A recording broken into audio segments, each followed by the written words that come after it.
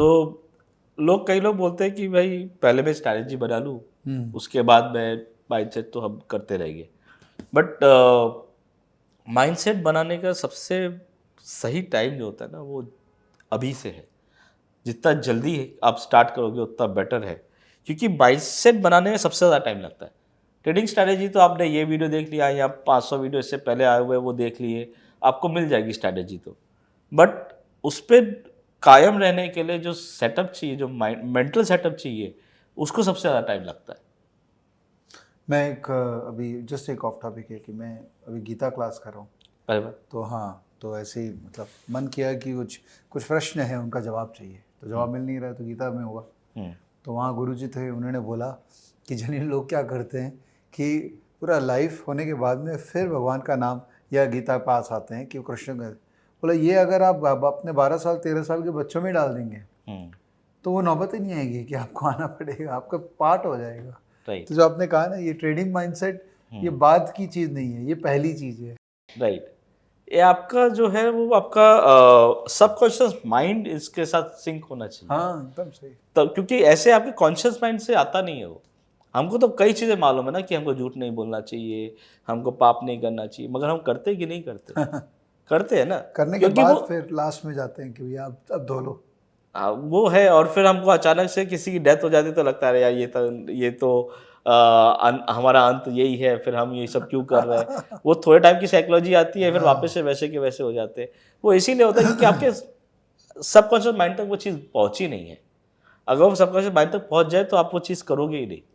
Correct. सो आपका mindset build करने में सबसे ज़्यादा टाइम लगता है, तो आप अभी से काम करना चालू कीजिए। और ऐसा नहीं है कि आपको मेडिटेशन ही करना है या आपको कुछ एक ही पर्टिकुलर एक्सरसाइज करनी है, आप कुछ भी कर सकते हो। कि आपको एक्सरसाइज करना अच्छा लगता है, आप एक्सरसाइज करो। आपको जिम करना अच्छा लगता है, आप जिम करो। योगा अच्छा लगता है, योगा करो। कोई भी स्पोर्ट्स खेल लो आप, कोई लोग क्रिकेट खेलते हैं, कोई लोग बैडमिंटन खेलते हैं, ये आप कुछ भी करो। सब चीज़ जो है ना, वो ये सब चीज़ें आपको एक ही चीज़ सिखाती है। अगर आप मोटा मोटी देखोगे कि हर गेम में या हर इसमें उतार चढ़ाव आने वाले हैं, और उसमें उसके बाद भी हमको वैसे ही करना है परफॉर्म। आपको क्रिकेट खेलोगे तो आप 0 पे भी आउट होगे, आप सेंचुरी भी बनाओगे। मगर आप 0 पे आउट हो गए 3 बार, अगर कंसेक्यूटिवली सचिन 0 पे आउट हो जाए, इसका मतलब नहीं कि वो खराब प्लेयर है। तो वो फिर से आएगा मैदान में, फिर से खेलेगा, बराबर। तो वही स्पोर्ट्स आपको यही सिखाता है कि आप फेल होगे, फेल होना बुरा नहीं है, आपको वो उससे वापस आना है। अगर आपने वो फेलियर को एक्सेप्ट कर लिया और फिर उसका बोलोगे कि यार 3 बार 0 पे आउट हो गया, अब मैं खेलूंगा ही नहीं, तो वो आपका फेलियर है। अगर आप एक बार वापस से चले गए और आपने 10-20 रन भी बना दिए ना, आपका फेलियर का वो डर निकल जाएगा। बराबर। स्टेज का मेरे को एक टाइम में बहुत डर लग रहता था, मैं स्टेज पे नहीं जा सकता था। मगर मैंने अगर वो सोच लिया था कि मैं स्टेज पे कभी नहीं जाऊंगा क्योंकि मेरे को डर लगता है स्टेज पे, मैं कभी स्टेज पे जा ही नहीं सकता था। आपको वो डर को फेस करना पड़ेगा, तभी वो डर निकलेगा।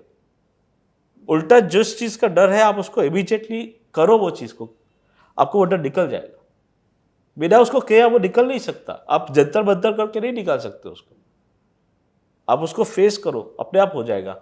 मेडिटेशन करो, कई तरीके के मेडिटेशन होते हैं, ठीक है। मैं विपस्सना मेडिटेशन करता हूँ, मगर कोई भी मेडिटेशन करो, आप 5 मिनट के लिए करो, 2 घंटे के लिए करो, आपके ऊपर है, आपके पास कितना टाइम है, ठीक है। तो विपस्सना मेडिटेशन में हम थोड़ा और बात करेंगे, ठीक है। तो विपस्सना मेडिटेशन में होता क्या है, ओके। विपस्सना का मतलब ही ये है कि चीज़ों को जैसा है वैसा देखना, यथाभूत, जैसा है वैसा, ठीक है। हम उसमें कुछ भी इल्यूजनरी नहीं डाल रहे, हम कोई कल्पना नहीं कर रहे, हम कोई मंत्र नहीं जाप कर रहे, हम किसी तरह का कोई सहारा नहीं ले रहे किसी चीज़ का। हम अपने ब्रेथ का सहारा लेते हैं, जो कि सबके लिए सेम है। आपके लिए भी वही ब्रेथ है, मेरे लिए भी वही ब्रेथ है, आप भी वही सांस लेते हो, मैं भी वही सांस लेता हूँ, ठीक है। तो कोई भी कर सकता है इसको। बेस्ट चीज़ उसके साथ यही है, उसका कोई नाम नहीं है, कोई मंत्र नहीं है, कुछ नहीं है, ठीक है। और ये बहुत पुरानी टेक्निक है। गौतम बुद्ध ने ये टेक्निक को खोजा था 2500 साल पहले, मगर टेक्निक उससे बहुत पहले की है। ऐसा नहीं कि उसने इन्वेंट किया, उसने इन्वेंट नहीं किया, ठीक है। उसने सिर्फ ढूंढा उस चीज़ को, ठीक है। जैसे ट्रेंड फॉलोइंग स्ट्रैटेजी है, और अगर ट्रेंड है तो आपकी स्ट्रैटेजी पैसा बनाएगी। अगर ट्रेंड नहीं है, आपकी स्ट्रेंथ फंक्शन पैसा नहीं बना सकती। आप उल्टे लटक जाओ ना, आप पैसा नहीं बना सकते। ट्रेंड होगा तो ही स्ट्रैटेजी बनाएगी, आपके रूल्स कुछ नहीं कर सकते। ठीक है, तो ये ऑलरेडी थी टेक्निक, उसने सिर्फ आइडेंटिफाई किया उसको। ठीक है, अभी उसका जो है इसमें सबसे बड़ा योगदान सम्राट अशोक का था। अभी जो है वो SN गोयनका जो अब नहीं है, ठीक है, वो इसके प्रिंसिपल टीचर है, जो ये रिकॉर्डेड चलती है उनकी। ठीक है, वो चलाते हैं। और 1976 में इगतपुरी करके उन्होंने एक सेंटर खोला था, जो बहुत एकड़ों में है जगह। वहाँ पे एक साथ 500 से 600 लोग मेडिटेशन कर सकते हैं। ठीक है, ठीक है। और इसका कोई भी रिलीजन के साथ, जैसे बुद्धिज़्म के साथ या हिंदुज़्म के साथ, ऐसा कुछ नहीं है। इसमें आप कोई भी रिलीजन के हो, आप आ सकते हो, भले वो सिख हो, ईसाई हो, मुस्लिम हो, हर लोग आते हैं। ठीक है, और किसी रिलीजन से कोई बेनिफिट, कोई कॉन्फ्लिक्ट नहीं है। ठीक है, सबसे इम्पोर्टेंट ये कि इसका बेनिफिट क्या है। सो अगर हम करते हैं विपस्सना मेडिटेशन तो उसका फ़ायदा मालूम होगा, तो ही हमको इंटरेस्ट होगा करने में। तो पहली चीज़ है कि आपका फोकस बनता है, कंसंट्रेशन। आप कोई भी काम करते हो तो कंसंट्रेशन चाहिए। आप पढ़ाई कर रहे हो, आप स्पोर्ट्स खेल रहे हो, किधर भी आपको सक्सेस चाहिए तो कंसंट्रेशन की बहुत ज़रूरत होती है। तो हम जब विपस्सना करते हैं तो हम अपने सांस पे फोकस करते हैं। पहले 3 दिन, जब हम 10 दिन का कोर्स होता है ये, तो पहले 3 जब हम जाते हैं तो हमको सिर्फ सांस पे फोकस करना सिखाते हैं। वो फोकस बहुत बोरिंग होता है, क्योंकि आप 3 दिन तक कुछ नहीं कर रहे, सिर्फ अपने सांस को ऑब्जर्व कर रहे हो। ठीक है, तो बहुत डिफिकल्ट होता है वो करने के लिए। बट जब आप वो फोकस कर लेते हो तब आपको उसका पावर मालूम पड़ता है। उसके बाद आप जो है, आप ऑब्जर्व करते हो कि आपके बॉडी में हो क्या रहा है।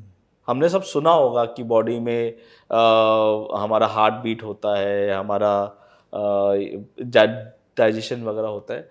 वो सब जो होता है वो एक आपके बॉडी में एक सेंसेशंस पैदा करता है। जैसे हमको मोटी मोटी सेंसेशंस मालूम पड़ती है, जैसे हमको दर्द हो रहा है तो एक सेंसेशन है, हमको खुजली हो रही तो एक सेंसेशन है। ठीक है, तो ये सेंसेशंस जो है ना, वो कई तरीके की होती है।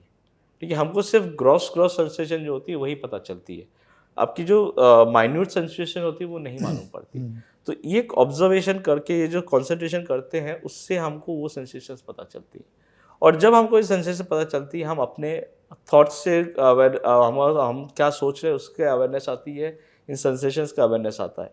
और हमको ये पता चलता है कि ये सेंसेशंस का नेचर क्या है।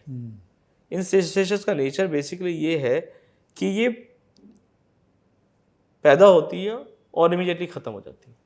अच्छा, हमने अभी तक तो सुना ही है ना कि हम पैदा होते तो मर जाते हैं। हाँ, राइट, ये हमने सुना है, हाँ, हमने एक्सपीरियंस किया क्या तो उसको? नहीं किया है। यहाँ पे आप एक्सपीरियंस करोगे कि कैसे आपकी सेंसेशंस पैदा होती हैं और कैसे वो ख़त्म हो जाती है।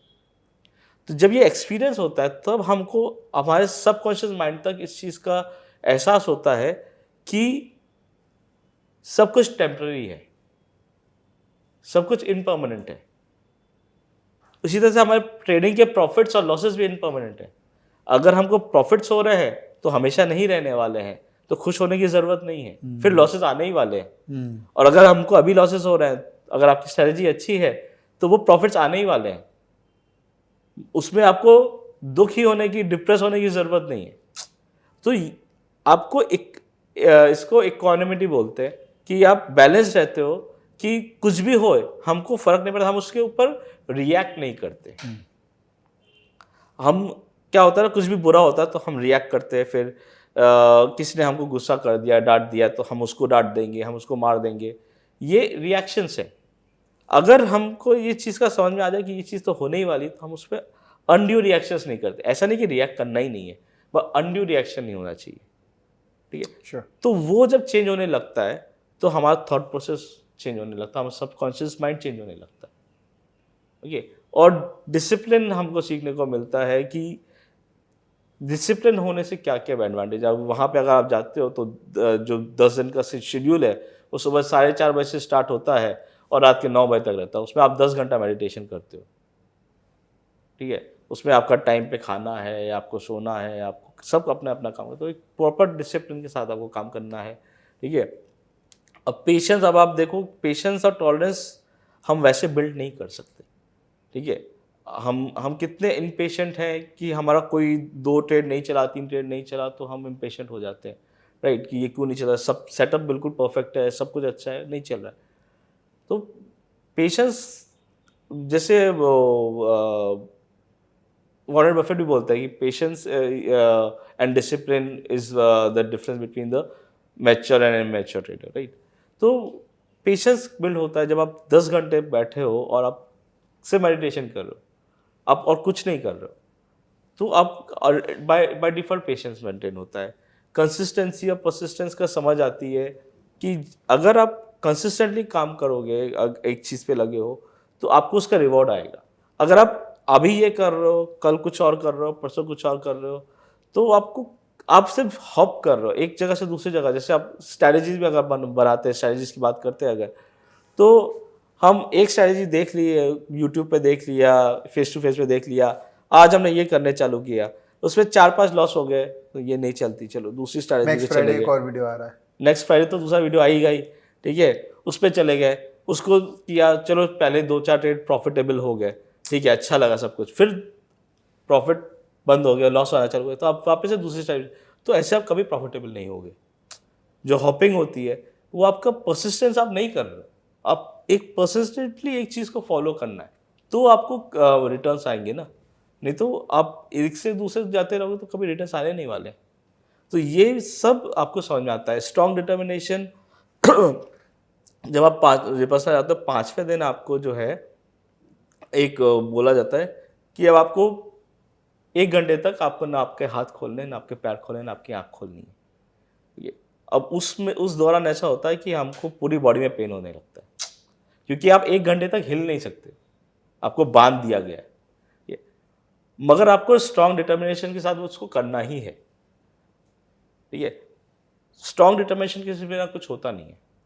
अगर आपको सक्सेस चाहिए तो आपको डिटर्मिनेशन होगा तो ही आप पहुंच पाओगे वहाँ पे। अगर आप डिटर्मिनेशन नहीं होगा तो आप मंजिल तक पहुंच ही नहीं सकते। तो वो बिल्ड होता है। और कंपैशन एंड विजडम जो हम बोलते हैं, हम्बलनेस जो होती है, वो बहुत इंपॉर्टेंट है, ठीक है?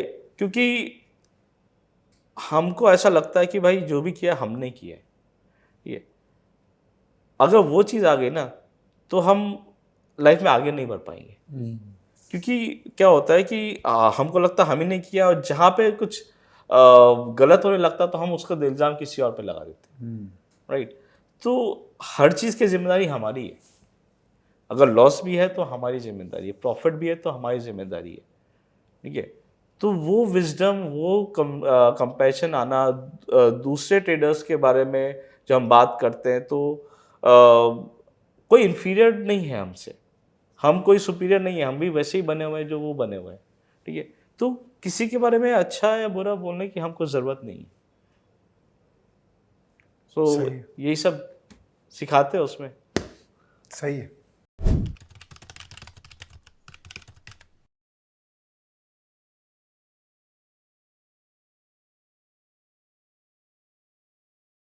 Investments in the securities market are subject to market risks.